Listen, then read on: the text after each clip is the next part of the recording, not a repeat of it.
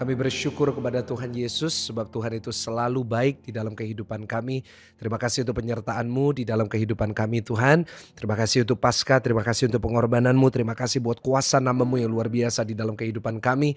Kami bangga punya Tuhan seperti Yesus. Sebab itu hari ini kami mau belajar dari kebenaran firman Tuhan. Berbicaralah kepada kami, ajar kami dan kami percaya hidup kami makin berkenan di hadapan Tuhan. Di dalam nama Tuhan Yesus, mari setiap jemaat Tuhan yang percaya dan siap untuk mendengarkan kebenaran firman Tuhan boleh bersama-sama dengan saya kita katakan amin, amin, amin, amin. Puji Tuhan.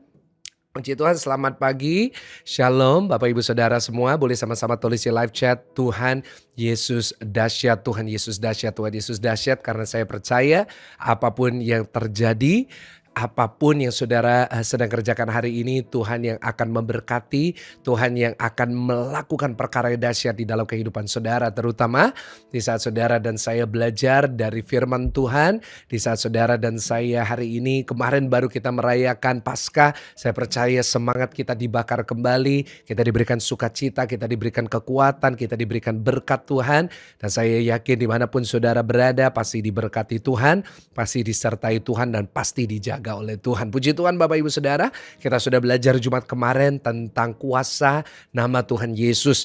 Dan saudara, minggu kemarin kita sudah belajar tentang kuasa kebangkitannya. Dan saya percaya kita adalah orang-orang Kristen yang punya kuasa ini di dalam kehidupan kita. Saya percaya orang Kristen adalah orang-orang yang memiliki kuasa di dalam kehidupannya. Sebab itu saya nggak pernah percaya orang Kristen itu hidupnya gitu-gitu aja. Saya nggak pernah percaya orang Kristen hidupnya dari awal hidupnya sampai akhirnya itu seperti lurus, kayak gak ada apa-apa di dalam hidupnya, nggak ada kenaikan, nggak ada perubahan besar. No. Saya percaya orang Kristen hidupnya berwarna. Saya percaya orang Kristen hidupnya akan Tuhan bawa naik. Orang Kristen hidupnya mengalami hal-hal yang dahsyat. Kenapa? Ada kuasa di dalam nama Yesus. Sama-sama tulis di live chat, kuasa dalam nama Tuhan Yesus. Dan saya percaya lewat kebenaran firman Tuhan Jumat dan minggu kemarin saudara semua sudah diberkati. Nah sekarang kita mau belajar kembali dari kebenaran firman Tuhan. Kita mau belajar dari Lukas 7 ayat 36 sampai ayatnya yang ke-50.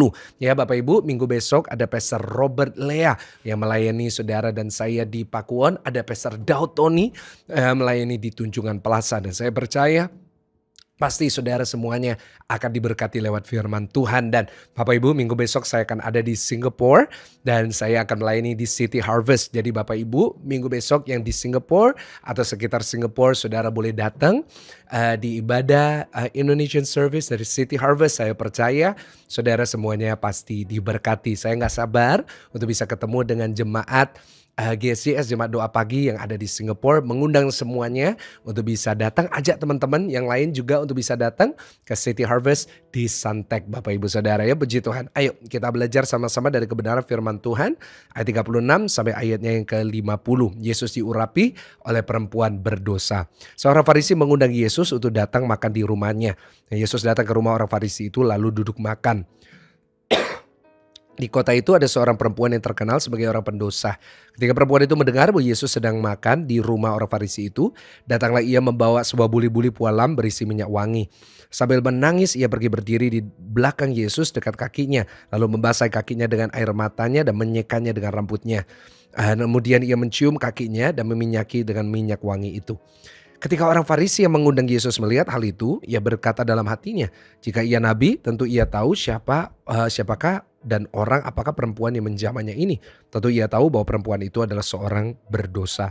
Lalu Yesus berkata kepadanya, Simon, ada yang hendak kukatakan kepadamu. Saud Simon, katakanlah guru. Ada dua orang yang berhutang kepada seorang pelepas uang. Yang seorang berhutang 500 dinar, yang lain 50. Karena mereka tidak sanggup membayar, maka ia menghapuskan hutang kedua orang itu. Siapa di antara mereka yang lebih mengasihi dia? Jawab Simon, aku kira dia yang paling banyak dihapuskan hutangnya. Kata Yesus kepadanya, betul pendapatmu itu.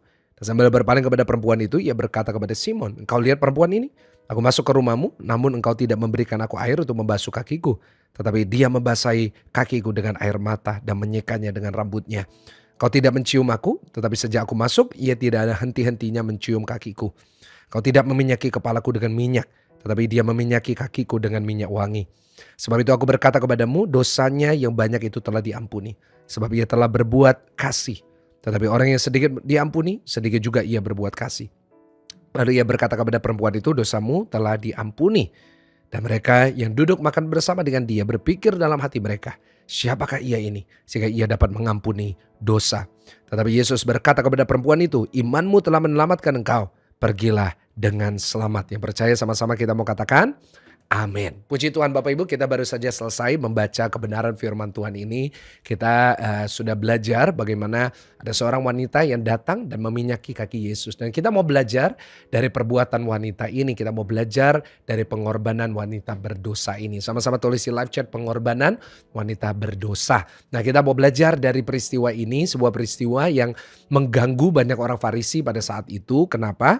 Karena saudara harus tahu bahwa pada saat itu orang Farisi merasa dirinya yang paling kudus, orang Farisi merasa dirinya yang paling benar, dan ketika ada seorang wanita berdosa masuk ke rumahnya, mereka sangat terganggu sekali, terutama mereka melihat Yesus tidak mengusirnya, mereka melihat Yesus justru berbincang dengan wanita ini, dan mungkin beberapa dari mereka berkata, "Tuhan Yesus kok kayak gini sih?" Nah, tetapi dari sini kita mau belajar beberapa hal dari wanita ini, dan kita pun juga nggak beda jauh sama wanita ini, cuma dosanya beda aja Bapak Ibu ya, karena di mata Tuhan semua dosa itu sama, dosa berzina, dosa bohong itu sama, dosa kita memaki orang sama dosa marah itu sama aja Bapak Ibu.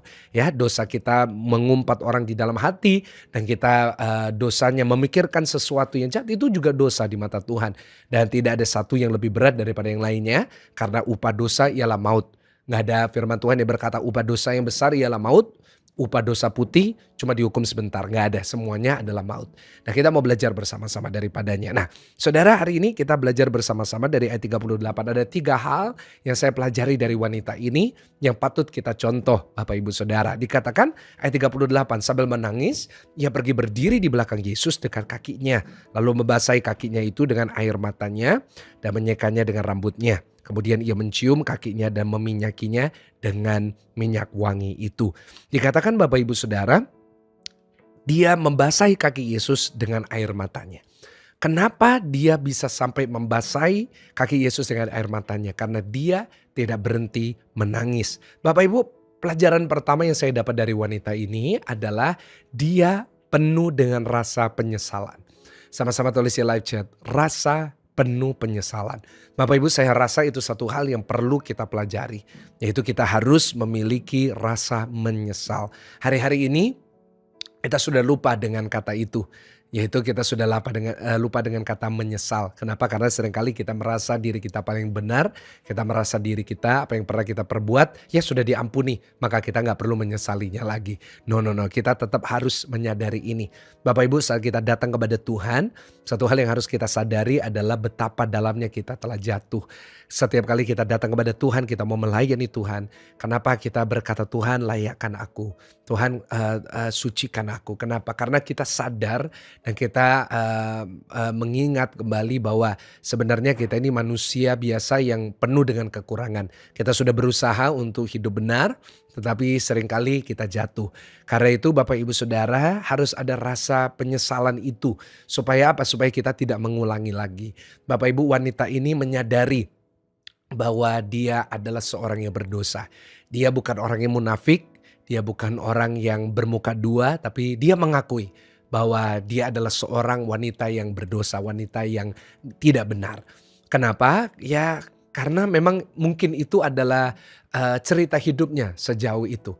Karena entah karena financial, entah karena itu keluarga, dan ada kemungkinan juga mungkin sejak kecil dia sudah dimasukkan ke dalam mungkin dunia kotor itu oleh orang tuanya, atau mungkin dia yatim piatu yang mungkin dijual untuk melakukan hal-hal yang tidak benar, dan akhirnya dia hidupnya selalu di situ. Kita nggak tahu backgroundnya wanita ini. Mungkin wanita ini memiliki kasus di mana dia pernah dikecewakan dan akhirnya dia membalas dendam dengan dia hidup di dalam dosa. Banyak sekali penafsiran, banyak sekali kemungkinan yang bisa terjadi kepada wanita ini. Tetapi yang pasti adalah dia sadar bahwa dia berdosa. Dan saat dia sadar dia berdosa, dia menyesali setiap dosa yang pernah dia lakukan.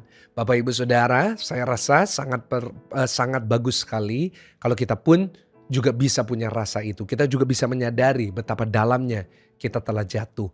Kalau wanita ini dia berani mengaku, dia berani menunjukkan, yes memang aku berdosa. Nah Bapak Ibu Saudara, repotnya banyak orang Kristen, dia berdosa tapi dia ngakunya kudus. Dia berdosa tapi dia ngakunya yang paling benar. Dia melakukan kesalahan tapi dia berbicaranya seolah-olah dia nggak pernah salah. Saudara, karena itu saya sebagai pendeta, saya nggak pernah menghakimi orang. Saya nggak pernah merasa diri saya lebih baik daripada jemaat. Saya nggak pernah berkhotbah dengan satu tendensi di mana saya ini nggak berdosa, semua yang datang ini berdosa. Jadi dosa-dosanya saudara semua ini harus diberesin ya lewat firman ini. Enggak, saya selalu berkata kami, kita. Ya kan, saya selalu berkata dosa kita, persoalan kita, tantangan kita, kelemahan kita. Kenapa? Karena saya nggak pernah merasa diri saya paling benar. Karena saya pun bisa sengaja maupun nggak sengaja bisa salah. Saya sangat sedih kalau lihat orang ya. Saya sebenarnya udah tahu kesalahannya, saya udah tahu apa yang dia perbuat sebenarnya nggak benar, ya. Tetapi dia bicaranya itu tinggi banget. Dia bicaranya itu wah seakan-akan itu dia paling kudus daripada semuanya. Dan saya yang mendengarnya cukup sedih. Dan sepertinya nggak ada rasa penyesalan dan nggak ada merasa kalau dia juga bersalah gitu. Kalau dia juga ada kekurangan. Karena itu kita nggak boleh sombong rohani. Tulis di live chat, jangan sombong rohani. Caranya gimana? Kita harus ada penyesalan. Kita harus sadar bahwa wah apa yang aku lakukan itu salah. Ya mungkin kita pernah marah sama orang. Mungkin kita pernah ribut sama orang. Ya mungkin kita pernah mengkhianati orang. Mungkin kita pernah ya itu mungkin masa lalu. Kita harus sadari setiap hari saya ini orang berdosa. Sama seperti khotbah saya beberapa minggu yang lalu. Kita harus ingat bahwa kita ini sebenarnya nggak layak. Nggak ada satupun kita yang layak, tapi kita dilayakkan. Status kita bagaimanapun tetap nggak layak. Ya, kita boleh berbuat baik, kita boleh amal, kita boleh penuh dengan kasih terhadap orang-orang miskin. That's good, semua itu bagus. Tetapi tetap kita sama-sama nggak layak. Tetapi kita dilayakkan. Sebab itu orang yang dilayakkan dia menyadari selalu, oh iya aku ini nggak layak, aku ini bukan siapa-siapa, aku ini nggak bisa apa-apa sebenarnya. Tetapi aku bersyukur kepada Tuhan yang memberikan kesempatan kepada aku. Doa saya Bapak Ibu kita bisa melakukan itu dalam hidup kita. Kita bisa menjadi orang-orang Kristen yang hidupnya bukan hidup dalam penyesalan. Tetapi setidaknya memiliki kesadaran dan penyesalan akan apa dosa yang pernah kita perbuat. Dan itu akan selalu membuat kita grounded. Itu akan selalu buat kita rendah hati. Itu akan selalu membuat kita ini jadi orang yang gak sombong rohani. Itu membuat kita jadi orang yang down to earth. Gak terlalu tinggi-tinggi melayang-layang saudara. Tapi kita menjadi orang yang juga bisa memaklumi. Kita juga bisa mengasihi orang-orang yang berdosa. Nah Bapak Ibu Saudara sekarang belajar yang kedua. Dikatakan di ayat 39 ketika orang Farisi mengundang Yesus melihat hal itu. Ia berkata dalam hatinya. Jika ia nabi tentu ia tahu siapakah yang dan orang apakah perempuan yang menjamahnya ini. Tentunya ia tahu bahwa perempuan itu adalah seorang berdosa. Saudara, yang saya pelajari dari kisah wanita ini, di mana kehadirannya mengganggu banyak orang Farisi. Yang pertama, saya sudah jelaskan bahwa kita harus ada rasa penyesalan. Dan yang kedua, kita harus belajar bahwa kita tidak boleh jadi orang yang merasa paling benar. Tulis di live chat, jangan merasa paling benar. Nah, Bapak Ibu Saudara, ini sebuah pelajaran penting juga. Ya, kita nggak boleh merasa diri kita ini statusnya di atas yang lain. Kita nggak boleh rasa bahwa kita ini lebih benar daripada sesama. Kita nggak boleh rasa diri kita ini lebih kudus daripada yang lain. Orang Farisi ini yang berada di rumah itu, pemilik rumah itu di dalam hatinya dia berkata ini orang berdosa, ngapain Yesus dekat dengan dia? Dia merasa dirinya paling benar. Ya, dan memang itu tipikal orang Farisi. Merasa dirinya itu gak ada salahnya, merasa dirinya itu paling sempurna. Dan saya nggak tahu dengan saudara, tapi saya paling nggak suka kumpul sama orang yang merasa paling benar. Ya, saya pernah bertemu dengan beberapa orang juga yang merasa dirinya itu paling benar. Jadi apapun yang dia katakan itu, pokoknya dia yang paling benar. Nggak ada orang benar di dunia ini, hanya dia yang benar. Nah karena itu saya mungkin juga nggak suka ngobrol sama orang itu. Nah bayangin Bapak Ibu Saudara, di mata Tuhan gimana? Apalagi Tuhan, aduh kalau ketemu sama orang merasa diri paling benar, aduh Tuhan itu dalam hati, aduh ya kan kamu ini cuma beda dosa sama orang, gak usah lah ngerasa diri paling benar. Karena itu orang yang merasa dirinya paling benar biasanya suka menghakimi. Nah kita belajar ya, seperti ini entah kenapa beberapa minggu ini banyak pesan tentang menghakimi ini.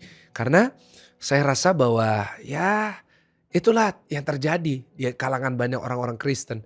di dalam keluarga pun juga seringkali seperti itu, menghakimi suaminya, menghakimi istrinya. Boleh nggak mulai hari ini kita merasa bahwa, kita ini sama dengan yang lain. Saat kita lihat orang lain, saat kita lihat orang ini, memiliki kekurangan, kita juga kayak relate gitu sama mereka. Kita juga bilang, "Iya, aku juga salah. Aku juga banyak kekurangan. Aku juga banyak salahnya." Kenapa? Karena saat saudara dan saya jadi orang Kristen yang bisa menyadari itu, maka Tuhan berkenan terhadap kita. Kenapa? Karena Tuhan nggak pernah cari orang benar.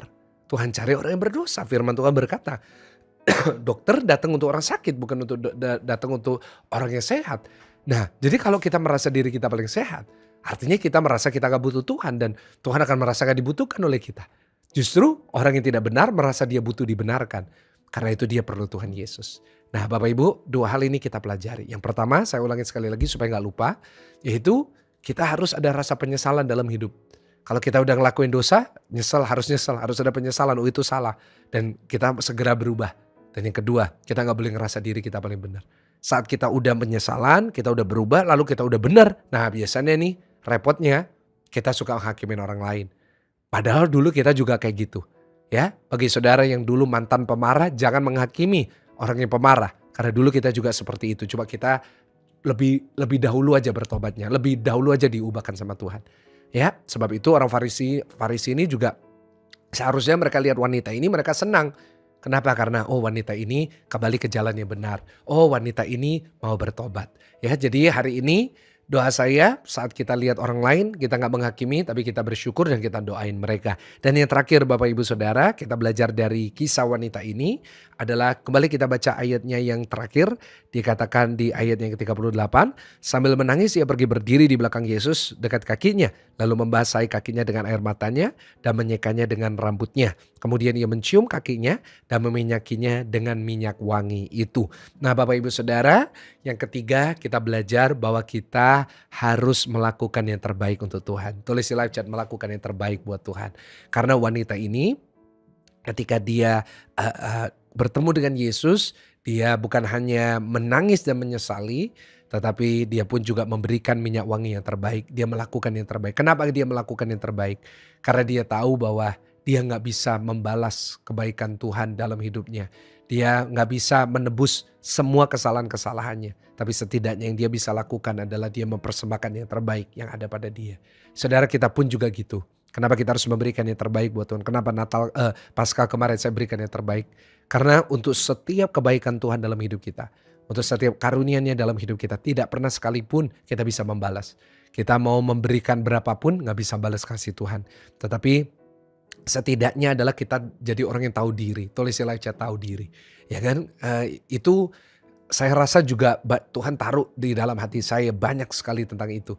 Yaitu jadi orang yang tahu diri lah ya Bapak Ibu. Kalau orang Chinese itu bilangnya hao isi gitu. Jadi ya tahu sungkan gitu. Saya rasa hari-hari ini banyak orang yang makin nggak tahu sungkan saudara. Nah saya kalau saya secara pribadi saya tetap menjaga itu.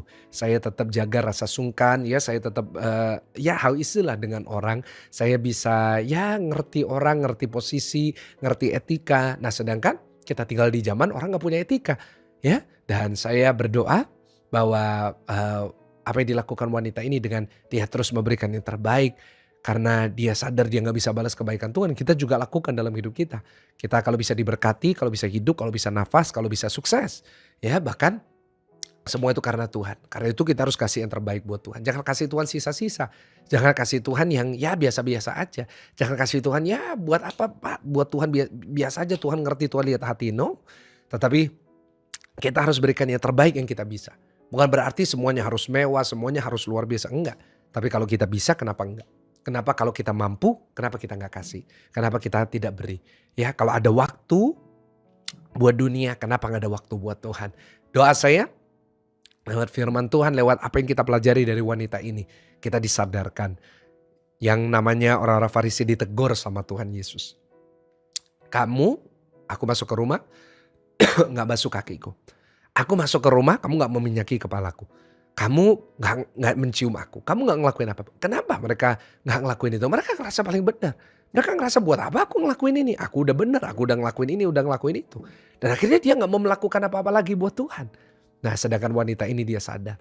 Oh aku ini bukan siapa-siapa, aku nih aduh berdosa, aku ini salah, aku nggak bisa balas kebaikan Tuhan. Akhirnya apa yang terjadi? Tuhan mengampuni. Doa saya, firman ini dapat menjadi kehidupan kita, dapat kita praktekin dalam hidup kita. Dan saya percaya berkat Tuhan selalu menyertai kita, mengubahkan kita, dan kita menjadi pribadi yang lebih baik. Sama-sama kita berdoa. Kami bersyukur untuk firman Tuhan yang memberkati. Doa dari hamba-Mu, Engkau berkati setiap jemaat-Mu. Biar lewat firman Tuhan hari ini kami diubahkan dan diberkati. Berkat dari Allah Bapa, Allah Putra, Allah Roh Kudus, memberkati jemaat Tuhan mulai hari ini sampai selama-lamanya. Dalam nama Tuhan Yesus, yang sudah diberkati Tuhan, sama-sama katakan amin. Puji Tuhan Bapak Ibu Saudara, senang sekali bisa melayani saudara, senang sekali bisa memuji Tuhan bersama dengan saudara, belajar firman. Sampai ketemu besok pagi di ibadah doa pagi bersama dengan saya, Pastor Michael Gunawan. God bless you, selamat beraktivitas, haleluya, amin.